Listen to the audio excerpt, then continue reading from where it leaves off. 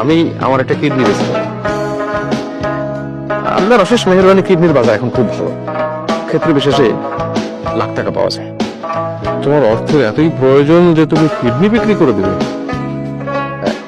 আমার টাকার তেমন কোনো প্রয়োজন নাই, আমি একা মানুষ, লাখ টাকা দিয়ে করবো নাকি, এটা শখ।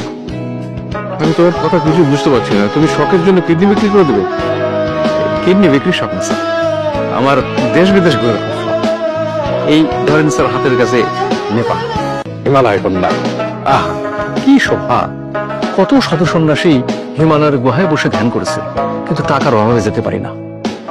তারপর ধরেন স্যার, এই তাজমহল, কি জিনিস বানায় রেখেছে বাদশা শাহজাহান, টাকার অভাবে কিছুই দেখতে পাচ্ছি না। টাকাটা পেলে শখটা নিতে। শখের কারণে তুমি শরীরের একটা অংশ বিক্রি করে দেবে?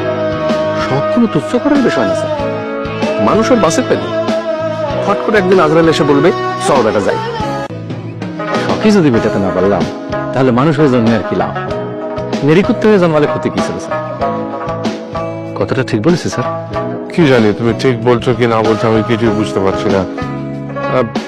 ঠিক আছে, তুমি ওই কিডনি বিক্রি করার জন্য যে কদিন থাকার দরকার থাকো।